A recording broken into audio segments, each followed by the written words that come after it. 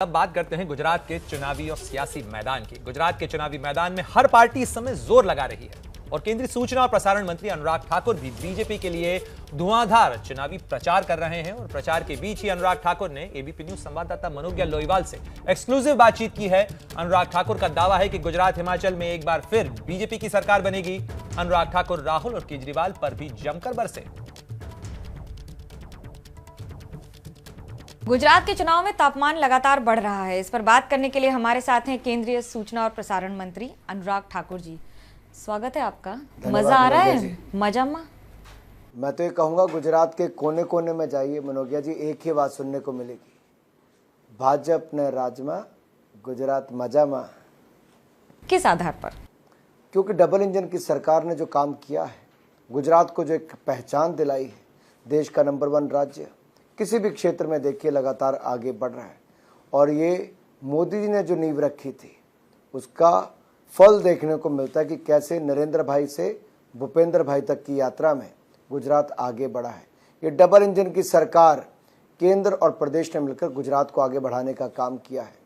और मैं तो ये कहूँगा यहाँ की जनता तो वो है जो जानती है कि सूरत की इस नगरी में जहाँ मैं और आप बैठे हैं, यहाँ दुनिया भर के हीरे तो आते हैं जिनको तराश कर दुनिया भर में पहुंचाया जाता है, लेकिन गुजरात की जनता ने ऐसा हीरा दिया है जिसकी चमक आज पूरी दुनिया में है।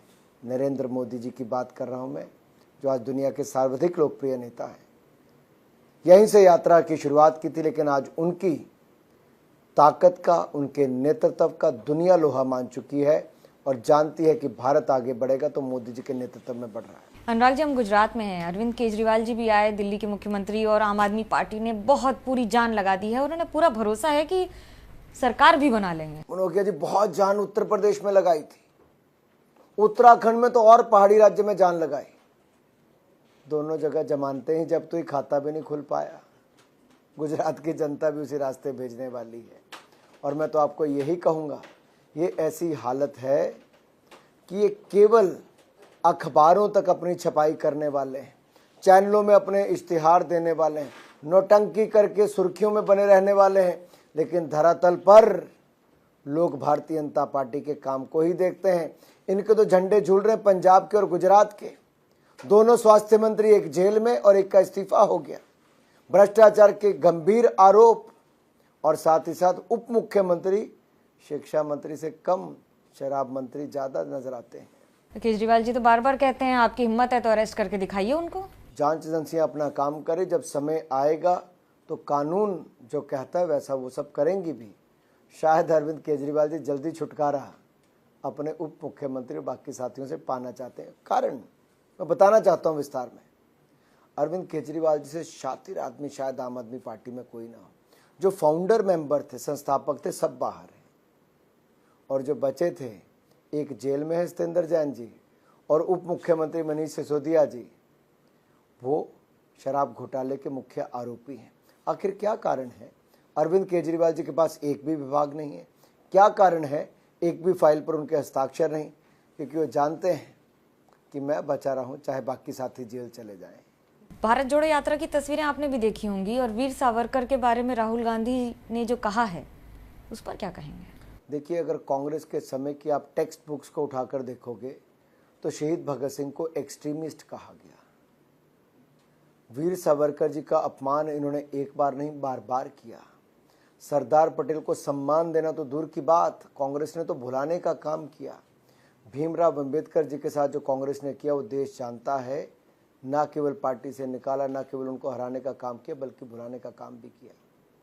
ये कांग्रेस पार्टी है जिसके देश भी महत्वपूर्ण नहीं, पार्टी भी महत्वपूर्ण नहीं, केवल एक परिवार ही महत्वपूर्ण है। उनके लिए तो इंदिरा इज इंडिया और इंडिया इज इंदिरा होता था। ये तब भी कांग्रेस वैसी थी, आज भी कांग्रेस वैसी है। वर्तमान स्थिति में तो राहुल गांधी कह रहे हैं कि भीड़ बहुत अच्छी है और भारत जोड़ो यात्रा को हिम्मत हो तो रोक के दिखाइए, आगे बढ़ रहे हैं। और मैं तो कहता हूँ राहुल जी को कि जैसे अरविंद केजरीवाल जी हिमाचल प्रदेश में अपनी दुकान बंद करके चले गए, चुनाव में कैंपेन करने भी नहीं आए, क्या राहुल गांधी जी भी हिमाचल से कन्नी काट गए? क्या कांग्रेस ने रणनीति के तहत बाहर रखा कि कांग्रेस के अंदर कोई राजनीति चल रही है? तो कांग्रेस में टूट आप देख रहे हैं? देखिए, अगर भारत जोड़ो यात्रा में प्रियंका जी हिस्सा नहीं बन पाई आज तक, तो क्या प्रियंका जी को इससे दूर रखा गया?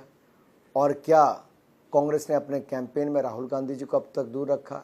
तो क्या कांग्रेस को ऐसा लगता है कि किसी के आने से चुनाव हारते हैं तो इसलिए दूर रखते हैं? कोई और कारण है? एक मामले के बारे में जरूर पूछना चाहूंगी। श्रद्धा का मामला आपने भी सुना होगा, लड़की के 35 टुकड़े करके फेंक दिए गए। जब आपने सुना तो आप पर क्या बीती? कई बार तो लगता है कि कोई निर्दयी इतना कैसे हो सकता है। ऐसी घटनाओं का जितना खंडन किया जाए उतना कम है। देखिए, ऐसी घटनाओं के बाद तो जितनी कड़ी से कड़ी सजा जितनी जल्द से जल्द दी जाए ताकि भविष्य में कोई इस तरह का कदम ना उठाए। निर्भया कांड के बाद लगता था शायद देश में कड़ी सजा हो गई, लोग बदल जाएंगे, लेकिन कुछ लोग जो अपने प्यार के जाल में फंसाकर ऐसी घटनाओं को बार बार अंजाम देते हैं, कभी मौत के घाट उतारते हैं, कभी टुकड़े टुकड़े कर देते हैं, इससे बड़ा दुर्भाग्य क्या होगा। हिमाचल के चुनाव पर आना चाहूंगी। कैंपेन बहुत जबरदस्त किया आपने, लेकिन जिस तरह से रुझान आ रहे हैं उसमें क्लियर मेजॉरिटी तो आ रही है, लेकिन सिचुएशन थोड़ी टाइट है। दिल ज्यादा तेज धड़क रहा है। मैं आपको बता दूं, हमने बहुत शानदार काम किया है, कैंपेन भी शानदार है। फिर हम पूरी ताकत के साथ भारतीय जनता पार्टी की विशुद्ध सरकार बनाएंगे। क्या मैं हिमाचल के भावी मुख्यमंत्री से बात कर रही हूँ? आप मोदी जी की सरकार के एक मंत्री की और हिमाचल की जनता द्वारा हमीरपुर से चुने गए चौथी बार के लोकसभा के सांसद अनुराग ठाकुर से बात कर रही हैं, जो भारतीय जनता पार्टी का कार्यकर्ता है। और मैं कार्यकर्ता पहले हूँ, बाकी किसी पद पर बाद में हूँ। आपकी तस्वीरें देखी हमने हिमाचल में, आपने जिस तरह से कैंपेन किया, बच्चियों के साथ मिलना, सबसे रिस्पांस लेना, गुजरात में भी कर रहे हैं। कोई एक ऐसा एनेक्डोट जो आप बताना चाहें कि यादगार रहेगा? क्यों? ऐसे बहुत सारे होते हैं जो घटनाएं अपने आप में बहुत यादगार लम्हे बन जाते हैं, लेकिन एक जो मुझे थोड़ा सा दिखा कि आजकल माँ बाप अपने बच्चों के हाथ में मोबाइल फ़ोन देकर अपनी जिम्मेदारी से दूर हट जाते हैं कि उनका ध्यान मोबाइल फ़ोन पर रहे, वो व्यस्त रहें, हल्ला ना करें। अगर आप देखिए, थोड़ा सा और पीछे जाइए, कई बार माँ बाप स्कूल में बच्चों को छोड़कर निश्चिंत हो जाते हैं कि अब हमारी जिम्मेदारी टल गई। शिक्षा के साथ संस्कार भी स्कूल दे सकता है, लेकिन माँ बाप की जिम्मेदारी एक बहुत बड़ी जिम्मेदारी है। और मेरा मानना है कि हम बच्चों को टीवी के रिमोट या मोबाइल फ़ोन देने तक सीमित ना हो जाएं। अगर जन्म दिया है तो जिम्मेदारी के साथ उनको आगे बढ़ाने का काम भी, पालने पोसने का और संस्कार देने का भी करना होगा। एक सवाल ये बनता है, जब गुजरात में आपको जीत का इतना भरोसा है, तो फिर पूरी कैबिनेट और हर मंत्री से लेकर नीचे का स्तर के हर व्यक्ति को उतरने की मैदान में जरूरत क्या पड़ जाती है? जीत प्रचंड हो। इस बार जीत नहीं, प्रचंड विजय। मैं कहता हूँ प्रचंड विजय होगी जी। और भारतीय जनता पार्टी हर चुनाव को बहुत गंभीरता से लेती है, ताकत के साथ लड़ती है, पहले से ज़्यादा मार्जिन के साथ जीतने के लिए लगती है। और गुजरात में तो भाजपा का हर कार्यकर्ता आके काम करना चाहता है, सीखना चाहता है कि आखिर गुजरात की मिट्टी में ऐसा क्या है जिसने राष्ट्रपिता महात्मा गांधी दिए, जिसने सरदार वल्लभ भाई पटेल दिए, जिसने दयानंद सरस्वती दिए, जिसने दुनिया के सर्वाधिक लोकप्रिय नेता नरेंद्र मोदी जी के रूप में दिए।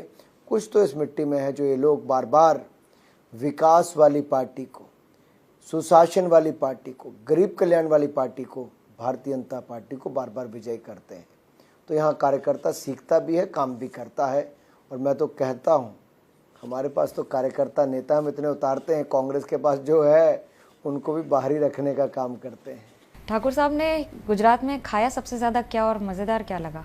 अभी तक तो सुबह से रैलियां ही कर रहा हूँ। रात के कितने बज गए? 12 बजने को आ गए। अब समय बता रहे हमारे व्यूअर्स को। सुबह 4 बजे मैं दिल्ली से चला था, उठे 5 बजे एयरपोर्ट पहुंचे, फ्लाइट पकड़ी, और तब से प्रेशर हो जाता है कि प्रधानमंत्री इतना काम करते हैं तो आपको करना पड़ता है? निश्चित तौर पर नहीं, काम को एंजॉय करना चाहिए। देखिए, आप काम को जब एंजॉय करते हैं तो बोझ नहीं लगता, और अगर आप उसको बोझ लेके चलोगे तो आप उसको एंजॉय नहीं कर पाओगे। तो अपने अंदाज में ही आप कुछ फरमा कर इस इंटरव्यू को आगे बढ़ाएं या करें? जो आप कहते हैं, मैं तो गाना नहीं गा सकता, बाकी जो करवा कहने के अपने अंदाज में मैं आपको ओपन नहीं छोड़ मैं तो इसलिए कहता हूँ, गुजरात की जनता को जो इतिहास आप आज तक बनाते आए हैं, इस विकास की रफ्तार को रुकने मत देना। ये विकास की रफ्तार गुजरात के इतिहास लिखेगी इस बार चुनाव में। और मैं इसलिए इतिहास की बात करता हूँ कि शायद ऐसे बहुत कम चुनाव आते हैं जब आपको दिखता है कि पत्थर पर लकीर है और तकदीर और तस्वीर गुजरात की और बेहतर हो, बहुत अच्छा काम हुआ है। उसके लिए गुजरात की जनता एक बार फिर कमल खिलाएगी, फिर डबल इंजन की सरकार बनाएगी। पत्थर पर लकीर का पता नहीं, लेकिन राजनीति पर पानी पर लकीर खींचने जैसा ही होता है हर चुनाव। बाकी खबरों के लिए जुड़े रहिए एबीपी न्यूज पर। जैसे ही घड़ी का काटा दोपहर 2:30 पे आए, बबीता जी का दिल सास बहू साजिश के लिए मचल जाए। और ये है इनकी बहू, पूरे दिन ऑफिस की टेंशन हो जाए गॉन जब ये करें अपना फेवरेट शो फ्री टाइम पे ऑन। इनकी तरह आप भी देखें अपना फेवरेट शो अपने टाइम पर और डाउनलोड कीजिए एबीपी लाइव ऐप अपने स्मार्ट टीवी पर।